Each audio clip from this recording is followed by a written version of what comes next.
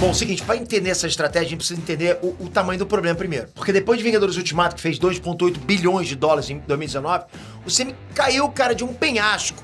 Caiu feio, ponto. Ah, mas eu gosto dos filmes. Cara, mas não é uma questão de você gostar ou não, é uma questão do que a gente vê, do que aconteceu, do geral, entende? E a gente, cara, a gente fala assim, a bilheteria realmente despencou. A fase 5, cara, essa agora, foi a que menos arrecadou na história inteira do Sam. Menos que a fase 1, que foi feita lá em 2008, com orçamentos minúsculos. Personagens que ninguém conhecia, percebe? Pô, a fase 1, cara, ninguém conhecia os personagens direito. Quem que é Marvel? A maioria não sabia, cara. Quantum Mania fez 476 milhões. Capitão América Admirável Mundo Novo fez 415 milhões. Thunderbolts fez 382 milhões. E The Marvels, 206 milhões, cara. Percebe a escadinha desse ano? É o filme que menos arrecadou na história do Sam, cara, The Marvels. Pra você ter uma ideia, que em 2019, alguns anos atrás, a Marvel faturou 5 bilhões de dólares em bilheteria só naquele ano, em um ano. Olha isso, a fase 5 inteira, todos os anos, com todos os filmes somados, fez 3,6 bilhões, menos do que um ano. 2019. A fase inteira fez menos do que um ano bom da Marvel. O próprio Bob Iger, que é o CEO da Disney, admitiu que houve muita diluição da marca. Muita série, muito filme, muita coisa ao mesmo tempo. E a qualidade, logicamente, caiu. Você começou a focar em quantidade, não a qualidade, entende? E aí o selo da Marvel deixou de ser aquela garantia de evento. A galera parou de ir no cinema por obrigação. Isso é grave, porque o modelo inteiro do cinema depende de um público engajado que assiste tudo. Mas Petri, Deadpool e Wolverine? Boa pergunta, né? Deadpool e Wolverine fez 1,3 bilhão de dólares em 2024. É o filme com classificação R que mais arrecadou na história do cinema. E sabe o que salvou esse filme? Não foi o roteiro, não foi a direção, foi a nostalgia, galera. Foi trazer o Hugh Jackman de volta como Wolverine, foi encher o filme de participantes, personagens antigos da Fox. Foi olhar pra trás. Olhar pra trás. Memoriza isso. E não foi a primeira vez que isso funcionou, você sabe, né? Homem-Aranha Sem Volta Pra Casa fez 1,9 bilhões de dólares em 2021. E qual que era o grande atrativo? Tobey Maguire e Andrew Garfield voltando como Homem-Aranha. Era isso, cara. A gente queria ver isso no cinema. 3 gerações de fãs dentro do cinema ao mesmo tempo. A cena do Andrew Garfield salvando a MJ, repetindo o momento que ele não conseguiu salvar a Gwen Stacy. Aquilo, cara, fez o cinema inteiro chorar. Era nostalgia pura, entende? Mas era nostalgia bem feita. Era nostalgia com propósito emocional. Percebe? Tinha propósito. Doutor Estranho no Multiverso da Loucura fez 955 milhões. Praticamente 1 bilhão de dólares. Vamos falar 1 bilhão pra arredondar. E o que tinha de diferente nesse filme? Você vai lembrar. Patrick Stewart como Professor Xavier. Participações do universo alternativo, né? Conexões com o passado. Tá vendo o padrão? É um padrão.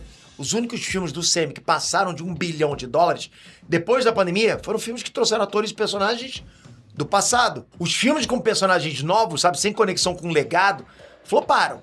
Todos, sem exceção. Shang-Chi não ganhou sequência, Eternos morreu na praia, The Marvels bateu recorde negativo, flopado total. Então os números não mentem, cara, não tem nem o que a gente discutir. E a Marvel entendeu isso. Finalmente, entendeu? É por isso que Vingadores do Doutor Destino tá apostando todas as fichas na nostalgia. Robert Downey Jr. voltou, mas não como Tony Stark, ok? Bom, vai aparecer como Tony Stark, né? Mas agora ele é o Doutor Destino. É o rosto do maior herói do Sam, agora sendo o rosto do maior vilão. Os irmãos Russo voltaram pra dirigir, percebe? De novo, trazendo gente do passado. São os mesmos caras que dirigiram Guerra Infinita e Ultimato. Então olha a forma. Chris Evans voltou como Steve Rogers. Os X-Men clássicos da Fox estão de volta. Patrick Stewart, Ian McKellen, James Marsden, Channing Tatum como Gambit. Cara, é a maior reunião de atores que o MCU já fez. E é tudo baseado na nostalgia. Nostalgia, cara. Nostalgia estratégica, com propósito, entende? Agora aqui é que fica interessante, porque a Marvel não tá usando essa estratégia só nos filmes. Ela tá copiando e colando essa fórmula para séries. Já reparou? E as fotos do set Demolidor Renascido são a prova. Porque pensa comigo, galera, pensem. A Marvel Television, que era comandada pelo Jeff Loeb, ela criou as séries da Netflix entre 2015 e 2019. Demolidor, Jessica Jones, Luke Cage, Punho de Ferro, Os Defensores, criaram essas séries. As 3 primeiras séries foram muito bem recebidas. Punho de Ferro foi massacrado pela crítica, né? Por mim também, pelo amor de Deus, aquilo não é ruim demais. Os Defensores não empolgou, também não empolgou. E aí o que a Netflix fez? Cancelou tudo, né? Aí o Kevin Feige assumiu o controle geral da Marvel e por um bom tempo pareceu que esses personagens seriam esquecidos. Tipo, a gente achou que nunca mais ia ter nada daquilo, entende? Só que aconteceu uma coisa. Demolidor voltou.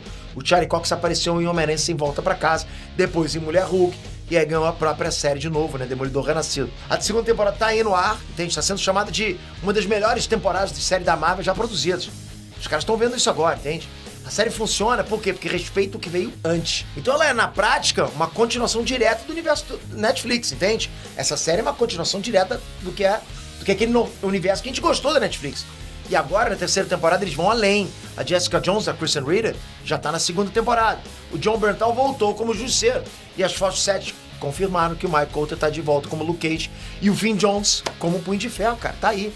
Os 4 defensores reunidos, quase uma década depois. Sem nenhum momento eles terem avisado a gente que isso ia acontecer.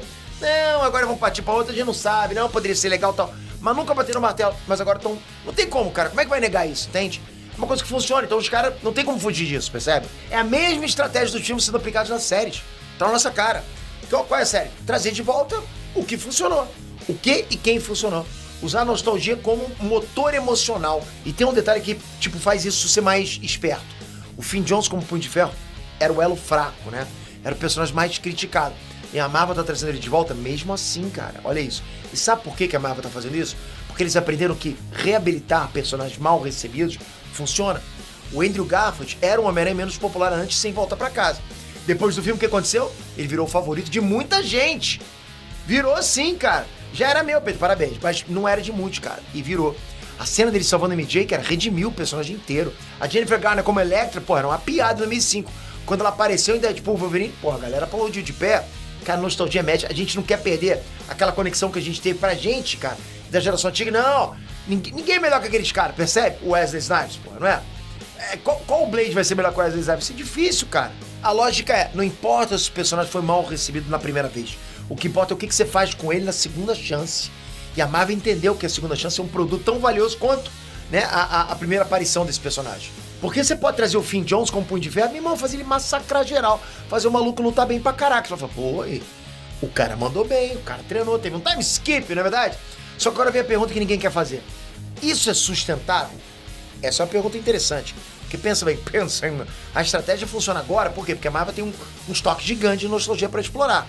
Vários filmes do passado, né? Tem os X-Men da Fox, tem os Defensores da Netflix, tem os Homens-Aranha, do Tobey e do Andrew, tem o Robert Downey Jr., tem toda a era, né, do Homem de Ferro. Mas e quando esse estoque acabar? Porque é um estoque, vai acabar. E quando todos os retornos já tiverem acontecido, o que a Marvel vai fazer depois? Já me responde essa. Porque nos quadrinhos o Luke Cage se tornou prefeito de Nova York depois que o Fist caiu. Nas fotos do set da terceira temporada, o Mike Colter aparece de terno, que levanta, logicamente, teoria de que eu até trouxe aqui pra vocês, de que ele pode seguir esse mesmo caminho dentro do CM, seu prefeito. Se isso acontecer, cara, é uma evolução real do personagem. Não é só trazer o cara de volta pra fazer fanservice, não é.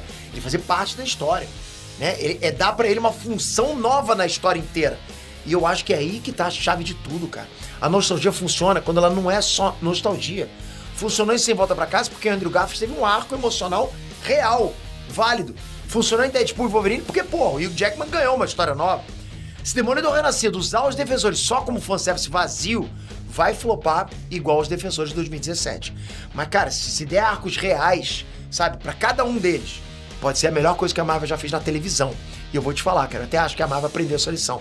A segunda temporada de Demolidor Renascido tá provando isso. A série não é feita de momentos de nostalgia jogados na tela, não é isso, aquelas coisas aleatórias. É uma história pesada, bem escrita, que respeita os personagens que estão ali. A nostalgia é o tempero, não é o prato principal, não pode ser prato principal. Então vamos lá, resumindo a estratégia da Marvel. Olhar pra trás pra poder ir pra frente. Trazer de volta o que funcionou, sabe? Dar uma segunda chance pro que realmente funcionou e usar o peso emocional do passado pra dar significado ao presente. Nos filmes, cara, a gente viu o que aconteceu, pô. Isso levou as bilheterias pro alto, pro estratosfera, né? Só bilheteria milionária. Na série, isso tá levando Demolidor Renascido a ser a melhor série do Disney Plus. E em Vingadores Doutor Destino e Guerras Secretas, a Marvel vai apostar tudo nessa fórmula. A questão final é, será que existe um limite? Será que a nostalgia tem prazo de validade? Essa é uma questão que a gente realmente tem que pensar, cara. Não quer debater no debate, mas tem que pensar. Ou será que a Marvel descobriu uma fonte infinita de hype? Eu acho que depende de uma coisa só. Se as histórias forem boas, a nostalgia amplifica, entende? Se as histórias forem ruins, a nostalgia não consegue salvar, não dá.